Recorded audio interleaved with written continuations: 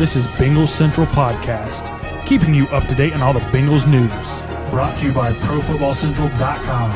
And now, here are your hosts, Sean O'Donnell and Chris Rowling. Bengals Central Podcast, found exclusively on the Pro Football Central Radio Network and brought to you by Onnit.com, delivering everything you need to thrive. And Big Frog Custom T-shirts in Cincinnati, Ohio at BigFrog.com/Cincinnati. I'm your host, Sean O'Donnell, and with me as always, my co-host, Chris Rowling. Chris, on Tuesday night, we caught our first glimpse of the new season of HBO's Hard Knocks, obviously featuring our Cincinnati Bengals for the second time in a span of 5 years. To say the show was great may actually be the understatement of the year. That it may be, Sean. We witnessed a truly breathtaking episode featuring all the highs and lows and some James Harrison flavor. We'll get right to that in a little bit, but before we get into the gritty details, let's kick things off with our first gift show and talk some fake football. Football fans, check out the official T-shirt apparel shop for Bengals Central Radio. Check out BigFrog.com/Cincinnati. That's BigFrog.com/Cincinnati. Big Frog offers 24-hour turnaround and no minimums.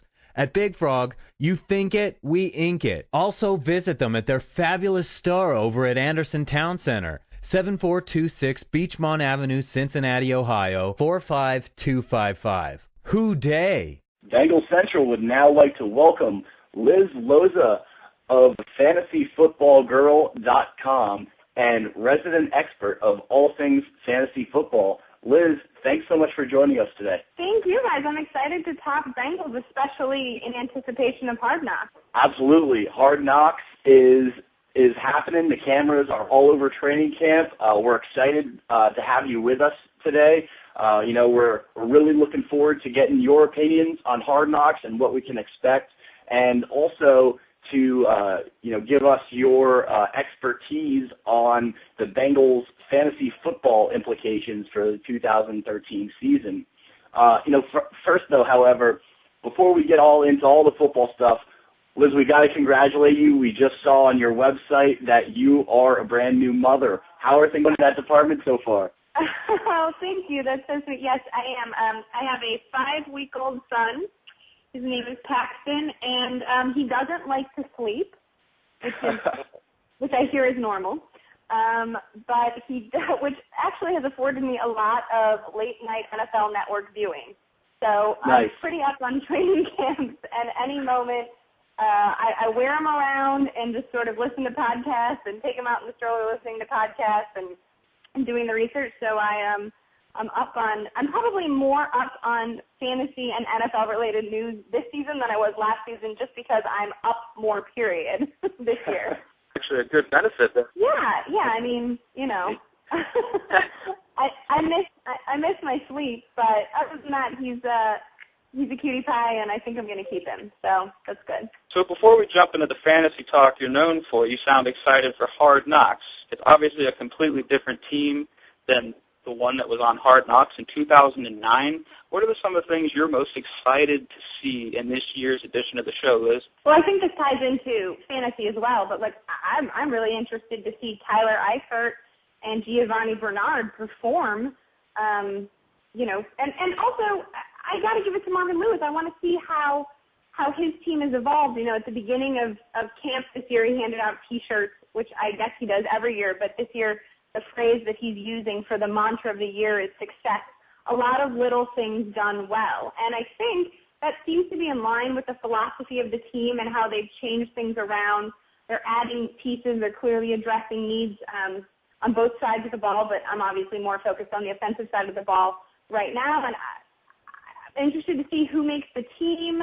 There are some injuries that have happened. I'm interested to see how they cover those and if those reports, if the Hard Knocks view of those injuries matches those of people who are, on the ground, the beat writers at training camp. So there's a lot of stuff. Plus, it's just a great series. I don't think any season has ever been without drama and without intrigue. So I'm just looking forward to some good old television mixed with some good old football.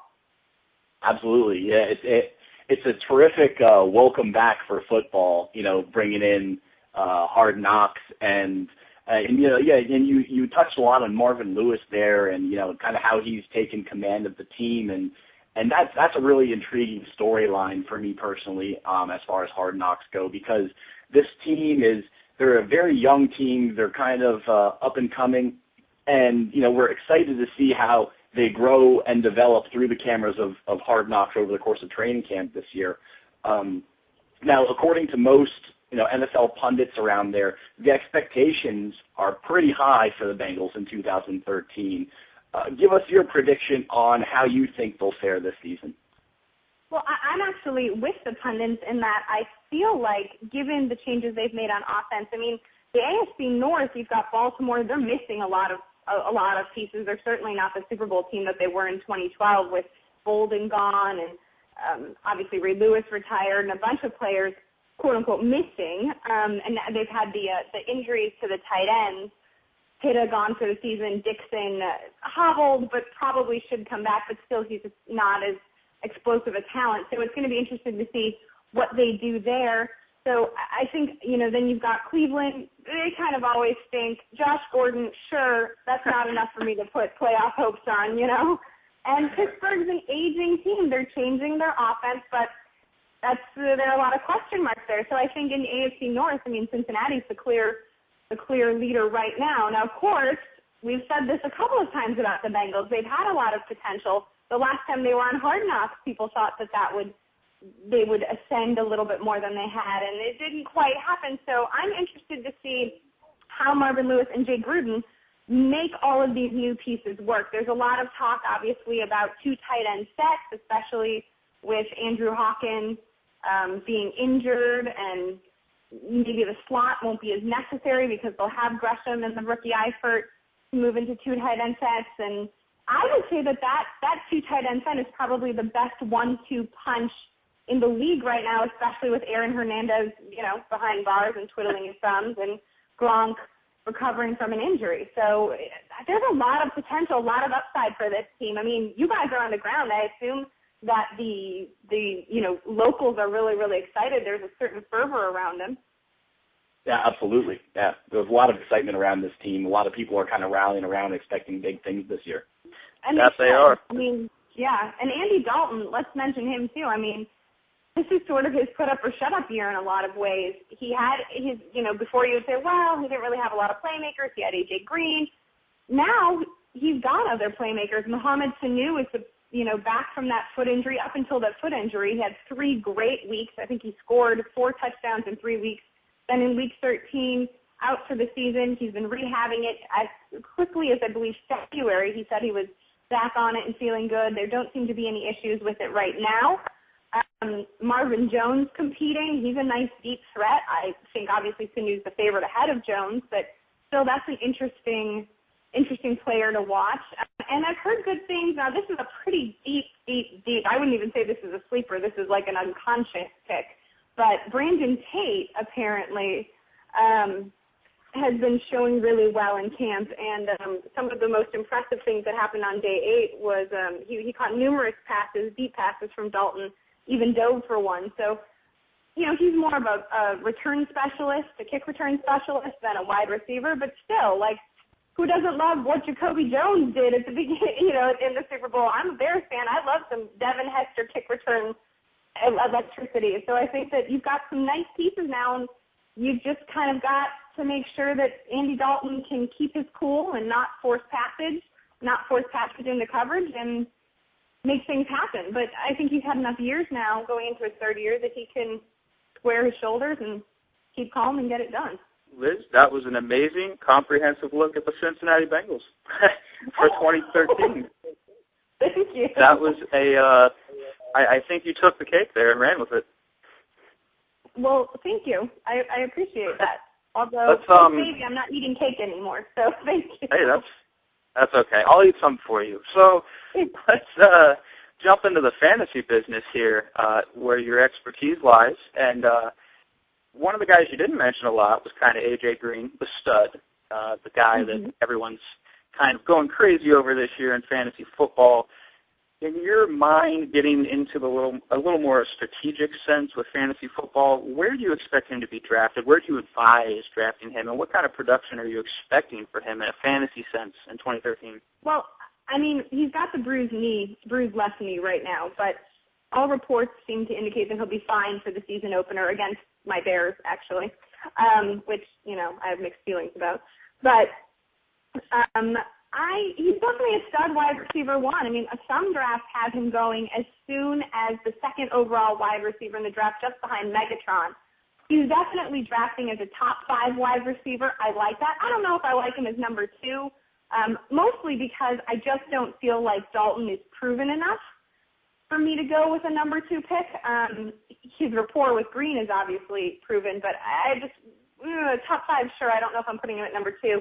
His ADP currently is 2.3, so that's the 14th overall pick in most drafts. There's no denying he's a stud. If he stays healthy, those are points galore. Not really much to argue with there. Yeah, absolutely. We're expecting, huge things from A.J. Green. Points galore is, what his forte has been, especially last season when, I guess he has his real breakout season was his rookie year, but, he just far surpassed expectations in his sophomore year, and we're really expecting a very big third year for him.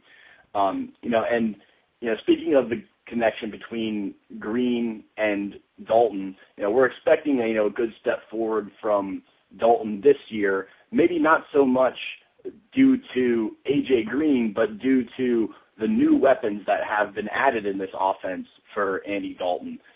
In the 2013 NFL Draft, as you know, the Bengals took tight end Tyler Eifert in the first round, running back Giovanni Bernard in the second round. How do you think that they will impact not only the Bengals offense, but the fantasy football world this year as rookies? Well, I want to start with Bernard.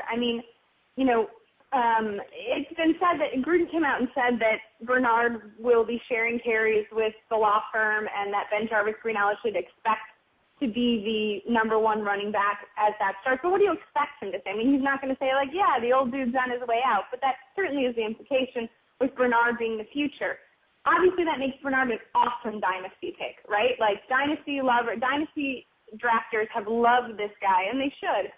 I think for this season's redraft leagues, I like him for PPR leagues a lot more than just regular redraft leagues, or standard scoring leagues, rather. In PPR, he's got awesome ability to catch out of the backfield. So I think that's my favorite thing about him. As far as the Bengals offense, it's just another weapon, as you mentioned, for Dalton. My only knock on Bernard, and this is nothing new, he's kind of on the small side, but he's upward obviously in his speed, but he's not a totally complete back. He was banged up all last season. He tore his ACL in 2010 in college. Now he's a little bit, banged up right now. I wouldn't say he's banged up right now, but everything comes down to talent, opportunity, and health. He certainly has a talent. I think he's going to have the opportunity as the season wears on, and his health, as always, especially in the running back position, is a question mark. But right now I see him, definitely going in round 6 of most drafts, about a full round ahead of a round and a half ahead of BenJarvus Green-Ellis, PPR guy, him less in standard scoring. Well, Eifert, you mentioned that he had great numbers at Notre Dame. Obviously a stud. They wouldn't have drafted him so high if he wasn't. I'm really liking the reports out of camp. I said earlier that they were considering using him as in a 2 tight end set. I think this guy is the sky is the limit. In fact, he is in most ADP fantasy football calculator information. He's being drafted, whereas Gresham isn't even being drafted. And I think that's right, too. Fantasy owners shouldn't bother drafting Gresham at this point. The future is certainly Eifert, and that's for both dynasty and redraft leagues. I like him as a late-round pick in redraft leagues and about round 8, middle of the draft for dynasty picks. The yards per carry that this guy averaged in college, 13.1. He's doing so well. He and Dalton seem to be finding each other often during training camp. Sky is the limit. Both for the franchise, this guy definitely is the future, and for fantasy, I sometimes like drafting a late round, a second tight end if I don't get an elite tight end. So with a later round pick, I'd certainly pick up Eifert and just watch. And he also might be good trade fodder. I think he's a player too that you might see go off a week or two and might be able to sell high on. for anything that your team might be lacking. So it's also important to remember that sort of strategical stuff when drafting. Some great insight on the rookies there, Liz. You know, they're high expectations, and especially in Dynasty Leagues, like you said, these guys are getting scooped up quick. Kind of switch gears here. You know, you mentioned Brandon Tate earlier as a sleeper. Are there any other tempting sleepers that guys and gals really should be taking a flyer on late in their drafts this year? I don't know if you want to take a flyer on any of these guys. I mean, you can definitely keep an eye on them for waiver wire fodder. I mean, I like to have a kind of watch list on the waiver wires throughout the season just so I'm aware of things.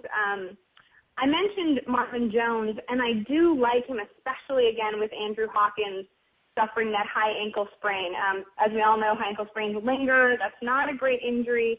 I think Marvin Jones is someone that could be interesting, especially if they're varying, if the offense is varying between a 2 tight end set and a 3 wide receiver set.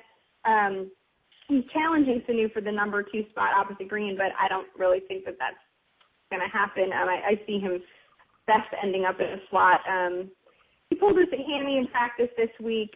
He's probably not going to play on Thursday against Atlanta, but again, he might be a deep pick in Dynasty if he bounces back from this hamstring injury and has a good showing during camp. But for regular redraft standard scoring leagues, I would say put him on your watch list. But that's, I think, the deepest player I'd feel comfortable watching. And Brandon Tate, obviously, that's like a comatose player. Not even a deep sleeper, but he's comatose. I like that. We got sleepers and then we've got comatose players. I think you're going to have to trademark that phrase. That could be that could be a new patent for the fantasy football girl.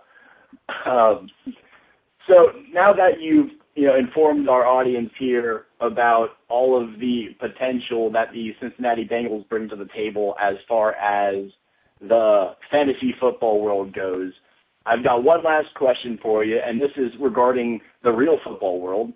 You mentioned earlier in the show that your team here is the Chicago Bears.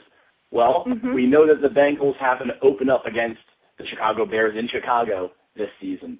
Give us a little bit of your insight as far as how you think Marvin Lewis's team matches up with the Chicago Bears, who now find themselves under Mark Tresson. How do you think that Week 1 matchup is going to pan out for these teams this year? I think it's going to be close. I mean, Tressman's offense is obviously going to differ greatly from Lovie Smith's offense of yesteryear.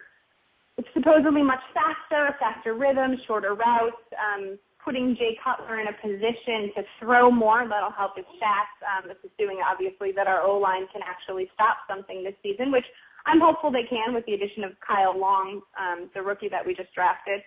Obviously, nice lineage there for the Long family. I think there's going to be some similarities. I think Cutler is going to be able to pass to Forte a lot out of the backfield, that being his strong suit.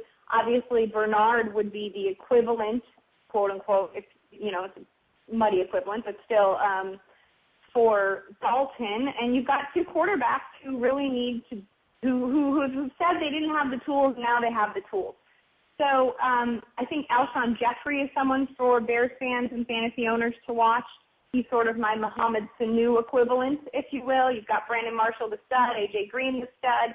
So I think you guys have like that nice 2 tight end set that I mentioned. We just have, 1 tight end, Martellus Bennett, who's a nice big target for our middle. So I would say Bears win by 3, by field goal. Wow, that's a prediction, and I got to tell you that you might be on the money, because I expect it to be a close game as well.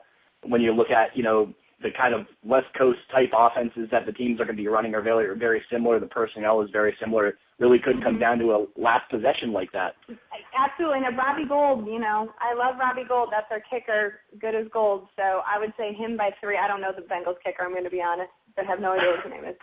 It's going to be Mike Nugent again this year, so it's going to all come down to Robbie Gould versus Mike Nugent, the battle of the kickers. That's what we're going to look for Week 1 here. That's how exciting the 2013 season is going to be. Absolutely. Hey, Liz, thanks so much for joining us on Bengals Central today. We really enjoyed having you come on. Your insight was absolutely fantastic. do all of our listeners a favor here and let them know where they can find you on Twitter or other social networks, where they can find all of your material. Have at it. All right. Well, you can go to my blog. It's thefantasyfootballgirl.com. I update it regularly. I also have a podcast, the X's and Y's podcast. You guys definitely have to come on and be a guest some week. I'd love to have you guys on. You can find the website for that at hisandhersfootball.com, also on thefantasyfootballgirl.com, and we're on iTunes. It's X's and Y's, the His and Hers Guide to Fantasy Football. And you can follow me on Twitter at @TheFFGirl. Awesome. And I highly recommend that everybody that's listening does that. Liz has obviously shown some awesome football and fantasy football knowledge here. I already follow her on Twitter, and it is certainly very much worth the click. Liz Loza, thank you so much for joining us today. We look forward to more from you in the future. Please give her a follow at the FF Girl on Twitter, and thanks so much for joining us today. Thanks so much, guys. I'll talk to you after Hard Knocks.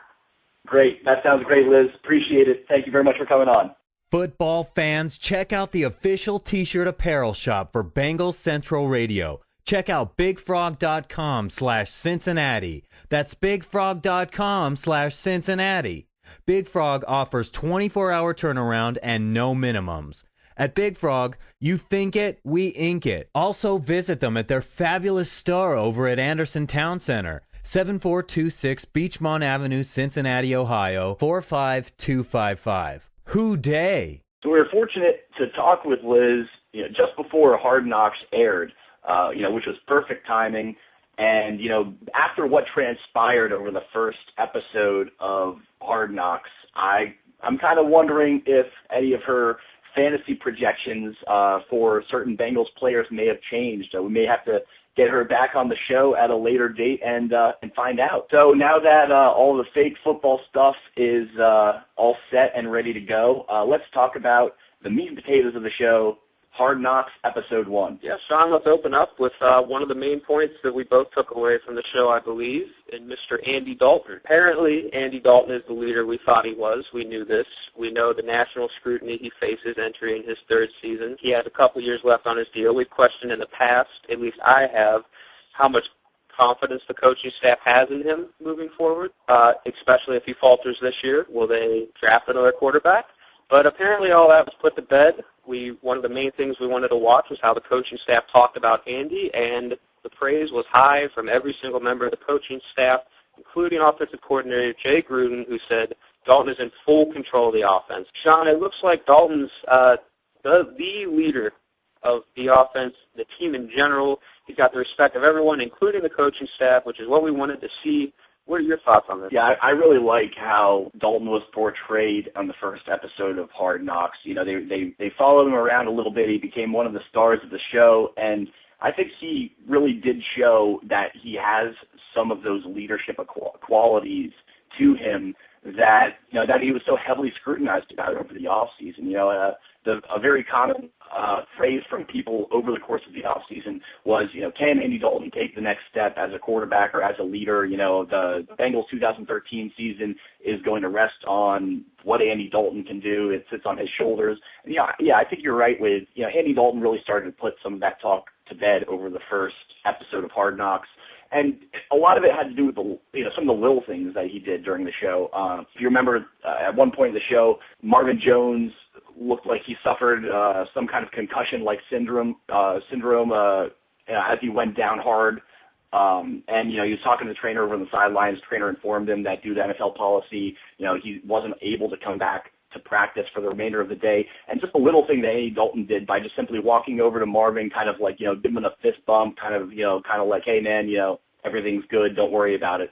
Those little things I think are something that a great leader really needs to put into his daily repertoire, and it seems like Andy Dalton really has a firm grasp of that. So he is starting to show command of that offense, and I think he's earned the respect of his teammates and the coaching staff. So things are looking great in that regard right now for Andy Dalton. And, let's keep this rolling with one of Andy Dalton's new weapons on the offensive side of the ball, Tyler Eifert. And as we know, Eifert came into Cincinnati as a heavily coveted tight end coming out of Notre Dame, and the Bengals went and took him 21 overall, first round of the draft, and I got to tell you, he is absolutely as advertised. In the first episode of Hard Knocks, I mean, he really lived up to the billing. He's such a big guy. I mean, you see him standing there, next to Marvin Lewis when they're talking, and I swear Marvin Lewis is, coming up to his sternum. Eifert's huge. He showed great hands. I mean, that catch that he made on a beautifully thrown ball in the corner of the end zone from Dalton was amazing when he just went up over another fellow rookie safety, Sean Williams, and brought it down. I mean, it really does look like Dalton and Eifert are developing a great chemistry so early on, and I think that, the sky's the limit for this kid. He could be one of the next elite tight ends in the NFL. He's a huge red zone threat. He looks to be very reliable, and one of the things that, that you saw is that Bill Polian was kind of hanging around, and Tyler Eifert absolutely impressed Bill Polian, and that's impressive in its own right there to, be getting such high regard so early from the likes of Bill Polian and Marvin Lewis, and then, to also get the praise of Andy Dalton and A.J. Green and the elite guys on the offensive side of the ball. Chris, what are your thoughts for Tyler Eifert here? Is he a star in the making? That he is. You put it best. He's as advertised. A lot of players were impressive, but Eifert was far and away the most impressive in my mind.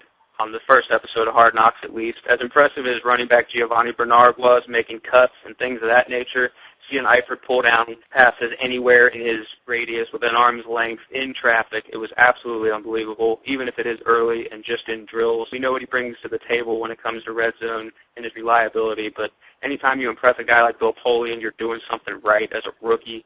We've had various questions here on the show from listeners about whether or not Eifert may sneak into Gresham's territory and maybe steal some targets and things of that nature. And if we're going on the first episode of Hard Knocks alone, it looks like Eifert may be creeping up and stealing some of Dalton's attention more than we initially thought. It's early, but when he's that good already, it's going to be very interesting to see how things play out over the course of the rest of the preseason between Eifert and Gresham. Keep the ball rolling here. Gresham was actually one of the biggest stories of the first episode of Hard Knocks, thanks to the infamous Oklahoma drill.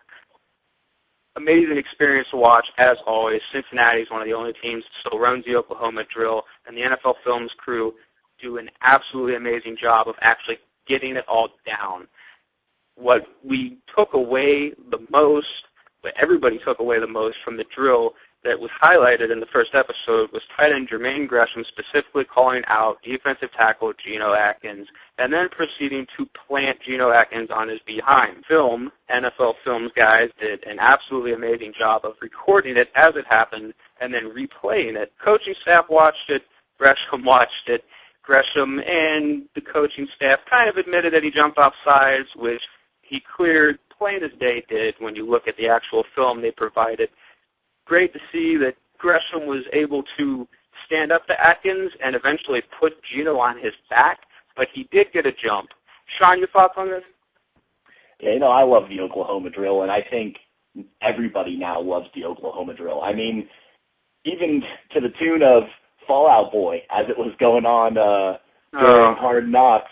It was still fantastic to watch. I mean, NFL Films crew, they did a great job with it. They made it fun. But yeah, that's I think the greatest thing about the Oklahoma drill is just like the camaraderie it builds up, from the team. Guys get in each other's faces over the Oklahoma drill. Offensive guys, defensive guys start shoving each other. But when it's all said and done, it really builds chemistry between the team. Gresham obviously jumped off sides as far as Atkins, his battle with Atkins went. But I've got to hand it to Gresham. Atkins had a chance to right himself, but Gresham really stayed on him. He showed great technique, actually, as a blocker, and that's when he planted Atkins on his back. So, hands down, probably my favorite part of the first episode of Hard Knocks was the Oklahoma drill. There's a reason why it's highly regarded as being so famous or infamous, as you put it, Chris. And it was just fun. It was fun to watch, and it really gets you amped up for the season. So kudos to the Bengals for running it. Kudos to NFL Films and HBO for documenting it. So in such a great light. And let's stay with, hard-hitting aspects here of training camp, and let's talk about James Harrison. Obviously, we knew that James Harrison would be one of the focal points for the Hard Knocks crew as, they entered the Bengals training camp. Former Pittsburgh Steeler. He's given the Bengals some great fits in the past when he was part of that team from Pittsburgh. And now he's a Cincinnati Bengal. That's a big storyline. And you know what? Here's the thing that I took away from James Harrison in the first episode of Hard Knocks. That dude is scary. He's very scary. I was afraid. I mean, it was like I was watching The Exorcist for the first time again. I mean, the stare down that he has on the sidelines and everything, that guy means business. And I don't even think you can joke with that guy. I don't think I've ever seen him crack a smile. But, yeah, he's a scary dude. And, he brings the intensity to the Cincinnati Bengals defense that they love with, guys like Vontaze Burfict. Harrison is another guy that just brings that intensity to that defense. And I think his presence there just makes those guys better. And, one of the highlights from Harrison was his interaction with offensive coordinator Jay Gruden. When Gruden was actually talking to Harrison on the sidelines about not hurting A.J. Green and not hit A.J. Green, and Harrison's reaction, and he just called out Gruden blatantly and said, if I don't hit him, I'm not doing my job. I'm going to do my job. And Jay Gruden, it seemed like he was taken aback a little bit by Harrison's comments. He kind of, stuttered a couple words and was like, please don't hurt my guy kind of thing. And, and that's cool. I like that they showed Harrison in that light. And, he's a very demanding guy. He's a scary guy, as I said, and it was just cool to watch. Chris, what are your thoughts on seeing James Harrison in the cameras of Hard Knocks? Let me just reiterate this again. The NFL Films crew is doing an amazing job, not only for putting up with Harrison's crap in the first place, but for framing him as such a villain and scary person in the first place. I was scared of him just like you were. And Joe Reedy of the Cincinnati Enquirer has Harrison quoted as saying the NFL Films crew is a pain in the A-double-S. And you can tell Harrison truly believes that and was going out of his way to make their life miserable while documenting him. That being said, this is the kind of personality I think the Bengals locker room needed. We're getting a better look at it thanks to Hard Knocks than we would have in the past. This guy is mean. He's motivated. He keeps to himself. He's getting the attention because he's mean, but at the same time, he's so focused on being good and doing his job, like he said to Jay Gruden, that it's going to become infectious, I think. And, I'm not saying that Ray Malaluga and guys like that in the linebacker corps are going to become just mean, inherently nasty people, but I think they're going to be even more dialed in because if they're not, Harrison is going to be on them. So, we've talked the highlights now. Let's dial it down a bit. Let's talk about a sad moment. We knew it was coming. We see this every year with Hard Knocks. It's a sad fact of NFL training camps when you have 80 to 90 guys on a roster. There are going to be some serious injuries, whether it's a star or a guy on the roster bubble just fighting for a job. That happened to be the case here on the first episode of Hard Knocks with defensive tackle Larry Black out of Indiana. He was impressing the coaching staff. They even said that. The NFL Films crew caught that. Unfortunately, he broke his leg and dislocated his ankle and is going to miss the entire 2013 season after coming to Cincinnati as an undrafted free agent. It's unfortunate. It's, we got to watch him make a call to his family or whoever he had on the phone while he was crying, and the training staff was looking over his leg and breaking the news to him. It's a really intimate, intricate look at one story in really a sea of hundreds that happen every single preseason with 32 teams and so many guys going down to injury. It's unfortunate for Larry Black.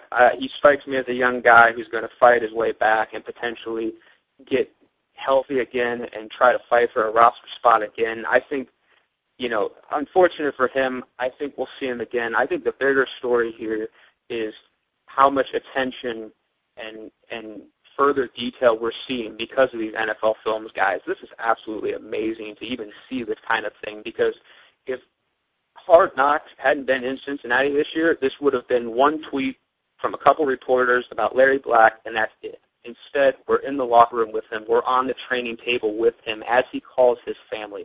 Unbelievable. Sean? You know, Chris, that last point you made was absolutely perfect. And you're right. A guy like Larry Black, he's not a Jeremy Maclin, you know, who got all the headlines when he tore his ACL and was out for the year on his contract year. I mean, yes, that was a terrible story, and I feel for Maclin. But, you know, this guy, Larry Black, he's an undrafted guy, a defensive tackle, you know, shoved deep down into the roster.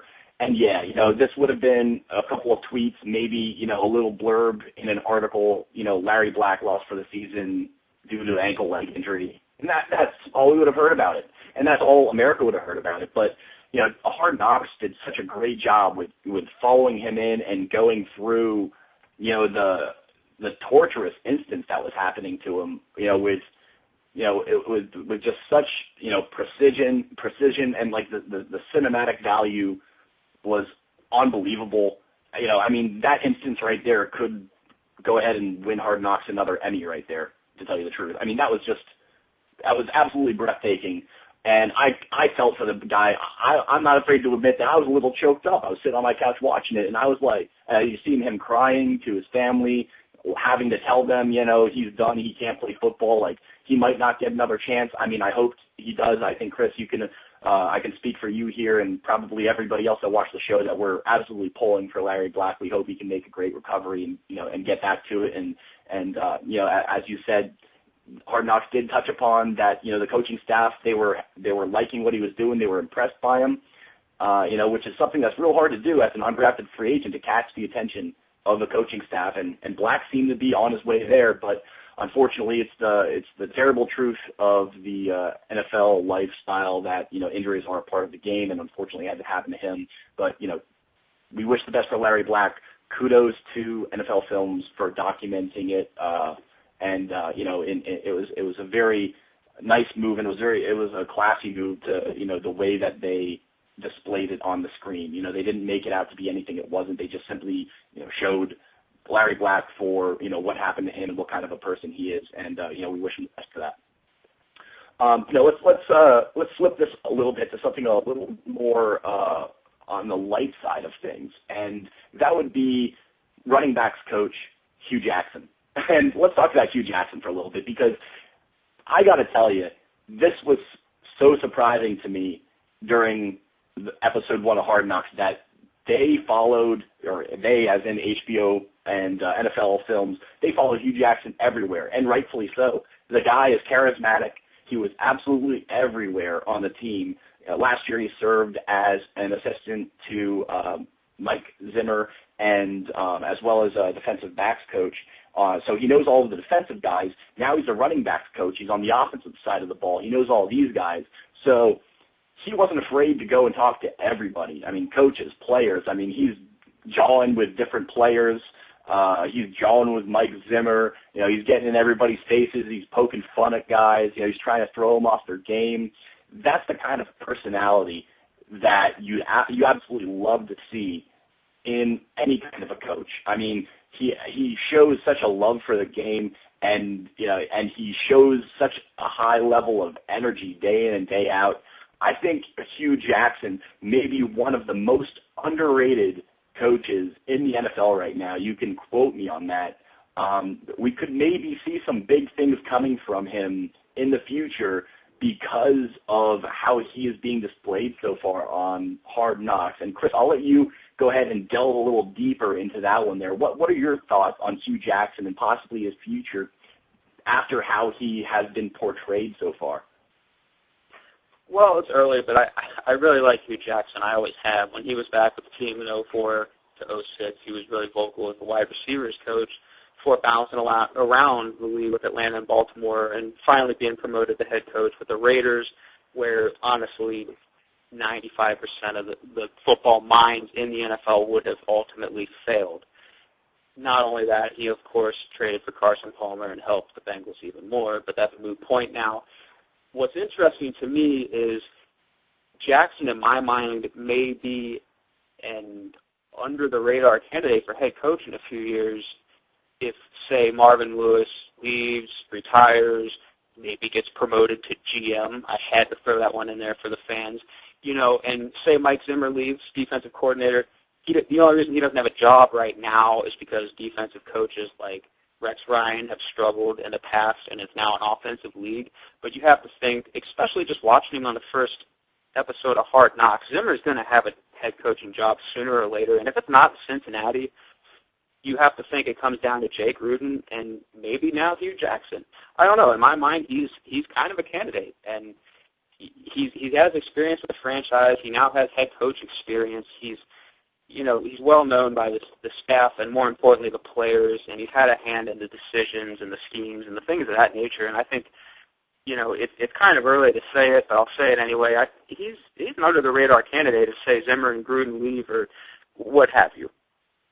We'll switch now from a little look at the coaching. Let's get away from Hard Knocks here. Let's get a bit into the future with Thursday's matchup, the preseason matchup we've been anticipating with the Atlanta Falcons. They've been holding joint practices, but it's going to be a serious Thursday night, an actual contest between the two sides.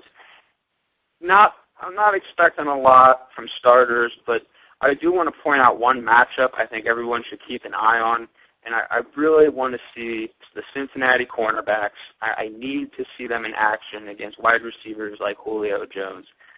And then Roddy White, and I don't know. I'm not sure if Tony Gonzalez is going to be there, but let's see how the safeties and linebackers adapt to him. I need to see the cornerbacks, though. In my mind, that's one of the weaker positions on the roster. Leon Hall, Terrence Newman, they're your veterans, but after that, I need to see if Adam Jones is healthy and if he can compete. I need to see if Brandon Gee is healthy and can stay healthy and line up against guys like this and still be physical. And I need to see Dre Kirkpatrick show something. We've heard the praise and all that. He's had a year to soak up nothing but knowledge on the sidelines, learning from these veterans. I need to see him in more action. Sean, what are you expecting from the preseason game coming up? Yeah, I really like where you were going with that and the players you were naming. And I'm going to kind of flip the script and go the opposite direction. You touched on, really a lot of the Bengals' defensive secondary matching up against a very, very talented receiving core of the Atlanta Falcons. Well, I'm going to go the other way, and I want to see what the Bengals have to offer at the wide receiver position without A.J. Green and without Andrew Hawkins making the trip against that Falcons secondary. We saw a glimpse of Mohamed Sanu last season, 4 touchdowns in 3 games. We know he's a red zone threat. We know he has the potential, but we haven't seen him in live action since he has recovered from injury. Marvin Jones really started coming on strong at the end of the year, started building up some chemistry with Andy Dalton. I'd like to see him continue that, and to tell you the truth, I think Marvin Jones is the guy that the Bengals will rely on while A.J. Green misses time. I think he's the next guy that has not only the speed but the build to be kind of an outside and deep threat like A.J. Green is. And then, then the other guys, Kobe Hamilton is, impressing the coaching staff. He's making a good bid to make a rise up the depth chart. Can't wait to see him in action. And how can we forget the tight end that we talked about earlier today, Tyler Eifert? We're finally going to see him in the game. And as well as Giovanni Bernard, let's not leave him out. I want to see him in the backfield. I want to see him out as a receiver. I'm sure we're not going to see a ton of these guys. Obviously, the Bengals were going to limit their playing time. They're going to run very vanilla schemes. But this is the first time we're actually going to see these guys in live action, some ever at the NFL level, and others like Sanu, we haven't seen him in quite some time. So I'm really looking for production from that group because everybody's talking about surrounding Dalton with weapons. Well, he has them, and now we're going to get to see them. So that's what I'm looking for coming up against the Falcons. So now that we've covered Hard Knocks, we've covered the upcoming preseason game, it's time to dive into our weekly mailbag segment where you all send us your questions through Twitter to our Twitter account at BengalsCentral, and we answer them live on the show here. So we've got 3 great questions for everyone this week, and it starts with a big Bengals fan here with a Twitter handle CMarcee3, that's CMARSEE3. Reds and Bengals Forever is the screen name, and he asks, with the team somewhat focusing on the intensity of Harrison on Hard Knocks, was picking up Harrison a good move? So basically he's asking, since a lot of the highlights from Hard Knocks circled around James Harrison, and kind of what we were talking about before, kind of portraying him as that stone-cold villain of sorts, was it a good move for the Bengals? We would absolutely pick up like that. And I say absolutely. We touched on it before. I think the intensity that Harrison brings to the defense is something that the Bengals needed to add. I think that's a perfect personality to bring in. You've got a guy that already has that type of personality in Vontaze Burfict, but he's still a young guy. It's great to have a veteran to complement him there. And let's not forget the guy that orchestrates the whole thing, Mike Zimmer. He obviously has that mentality, and he's been trying to harden the Bengals defense for years now and, get them a little more tough in the trenches. I think Harrison adds to that. I think he was a fantastic addition. The Bengals are a little inexperienced at linebacker, and, what better to bring than to bring some solid veteran like James Harrison in to solidify the strong side of that position group. Chris, what are your thoughts on Harrison here? Yeah, great move. We kind of touched on it earlier. A move the as a whole really needed. They needed someone like this to kind of put a boot to everyone's behinds there on the defensive side and bring some intensity and personality.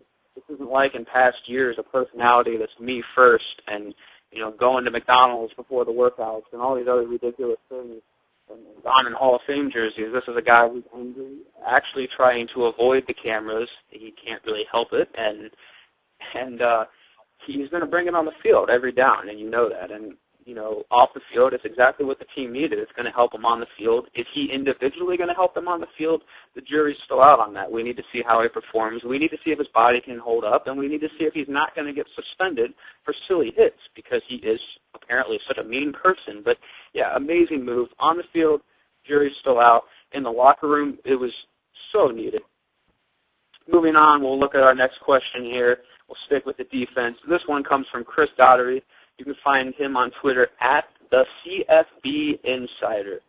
And him being the college football insider himself wants to know about an undrafted free agent by the name of Jordan Campbell. And he wants to know, what chance does this little linebacker that's been receiving a lot of hype so far this offseason, what chance does he have to make the final roster?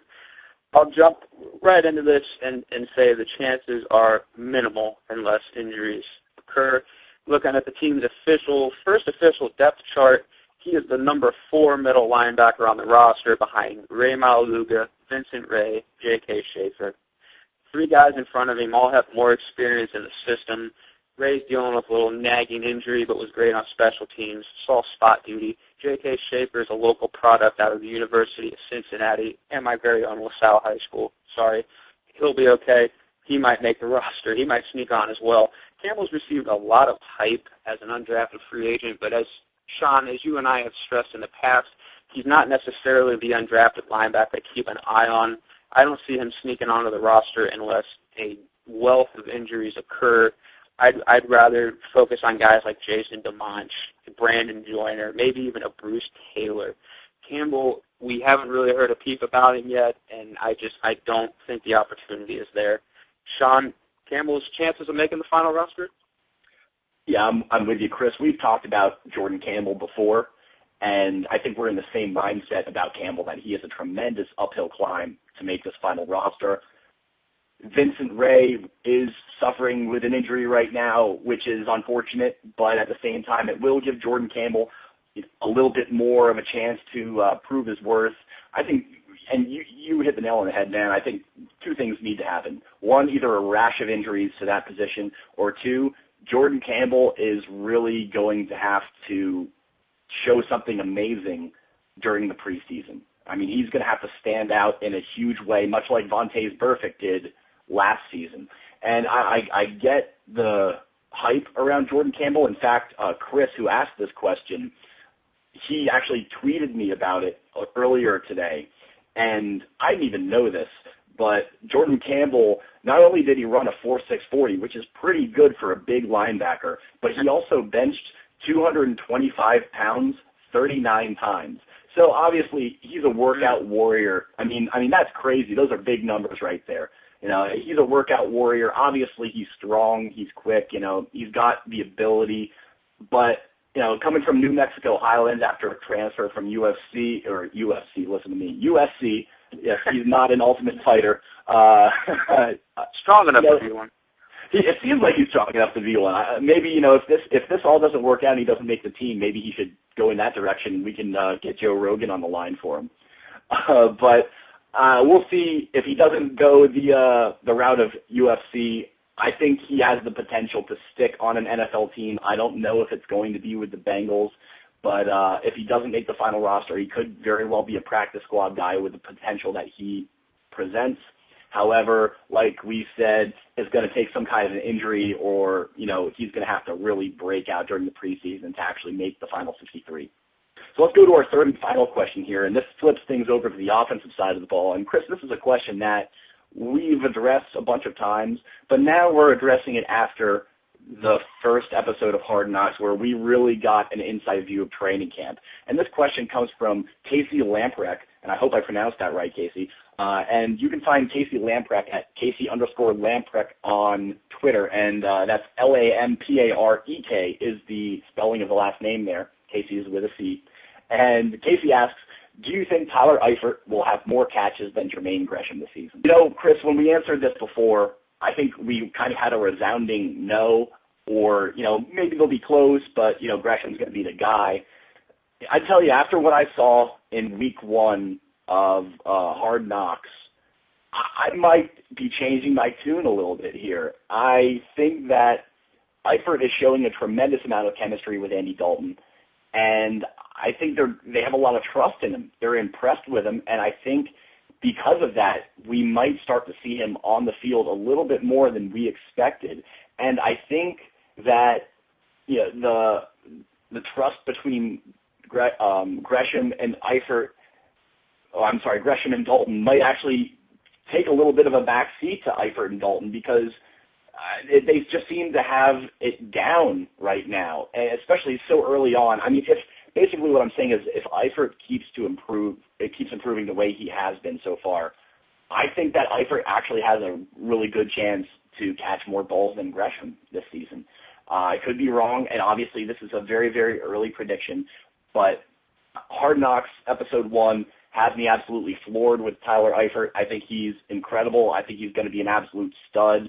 And if I had to make a guess right now, I think that Eifert has a great chance of being top dog at tight end at some point this season, quite possibly. Chris, what's your take on the tight end situation with Eifert here? Absolutely not. I am not ready to change my stance on this in any way, shape, or form after one episode of Hard Knocks and 2 weeks of training camp. The thing about Eifert is this is expected. It's what we knew was going to happen, and furthermore, all 31 other NFL franchises are watching this show and seeing the same thing we are. Not only that, they had him on their draft boards in one form or another in last year's draft. Everybody knows what Eifert brings to the table, and I'm not ready to crown him in that nature yet. And the thing that I find interesting is Jermaine Gresham is a bit of a known commodity around the NFL. He struggles to catch the ball. If Eifert comes out and begins to really outperform, there's a chance defenses will roll more coverage Eifert's way and force Dalton to go to Gresham, who has struggled with drops in the past. I'm not ready, make no mistake, Eifert has looked amazing like he's supposed to, but I'm not ready to say he's going to have more catches. A rookie's going to have more catches than a Pro Bowler at this point. Absolutely not. And that'll wrap up our mailbag segment. So make sure you guys shoot your questions to us on Twitter at BengalsCentral. We'll take them in, and you'll appear on next week's show. Absolutely. Also, remember to check out our sponsors, onit.com. Just type in onit.com/footballradio into your address bar. Receive 10% off your next purchase with them. Check out what they have going on. They have some great supplements that will help you out throughout your daily routine. Also, check out Big Frog T-shirts at bigfrog.com/Cincinnati.